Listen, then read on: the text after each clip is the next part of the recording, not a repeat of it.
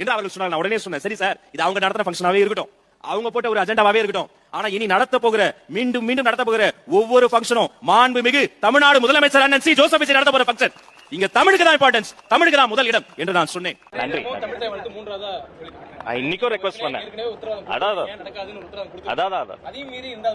அப்படியே மைக் கேளுங்க. நான் இன்னைக்கு ரெக்வெஸ்ட் பண்ணேன், சார் இது வந்து லோக் பவன், நாங்க நடத்துற ஃபங்க்ஷன் இப்படி தான் பண்ணுவோம்னு சொல்லிட்டாங்க. அடுத்து என்னுடைய ஃபங்க்ஷன் நடக்கும், தமிழ் தாய் வாழ்த்து மட்டும் தான் முதலில் ஒலிக்கும். தமிழ்நாடு அரசு நடத்துற எல்லா நிகழ்ச்சிகளிலும் தமிழுக்கு தான் முதலிடம். Wait a minute. Who are you? Singing Vande Mataram is not mandatory. This is not a provision of any of the act. Just like a flag code, nothing. This is a guideline only. We have certain decisions on that. Congress Party and the UDF is having certain decisions on these stanzas. That is why we have taken that decision. If governor is having some complaint, I will discuss with the governor, definitely.